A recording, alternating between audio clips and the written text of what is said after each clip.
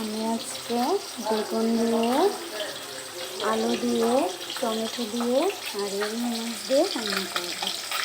এখন আমি মাছটা ভেজে নিচ্ছি।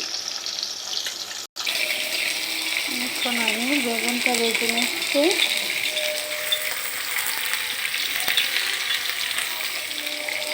লবণ দিয়ে দিচ্ছি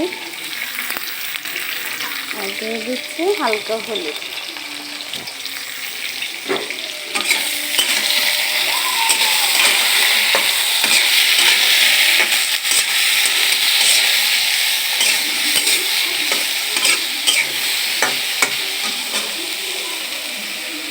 আর এদিক দিয়ে আমি বোট বাগার দিচ্ছি।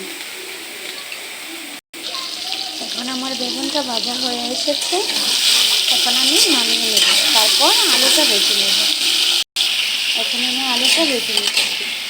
আলুতে লবণ, হলুদের সাথে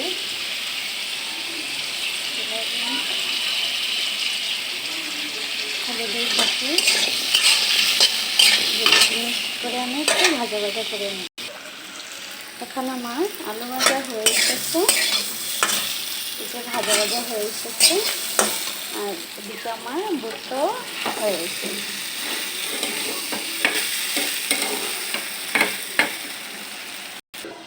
হ্যালো ভিউয়ার্স, আমার পেস্টটা হয়ে এসেছে, আমি দিয়ে দেবো।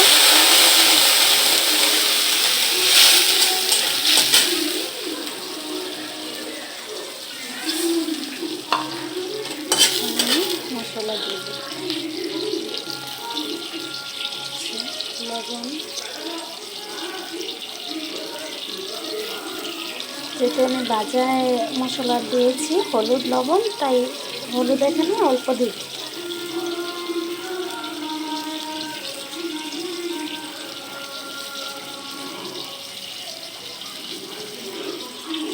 মরিচ,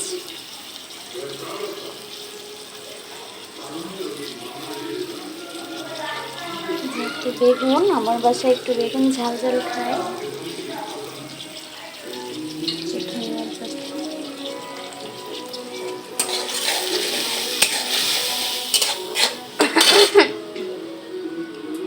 আর এদিক দিয়ে আমি তেল গরম করে নিচ্ছি, যেহেতু এখন রমজান মাস, পেঁয়াজও ভাজবো।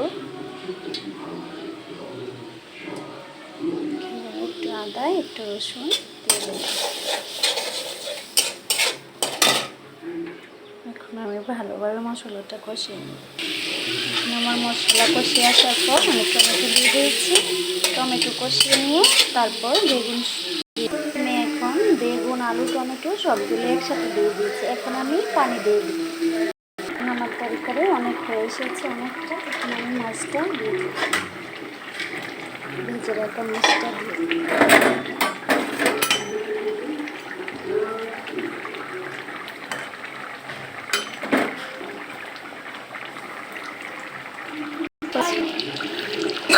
এখন আমার তরকারি হয়ে এসেছে, জলটা দিয়ে নামিয়ে।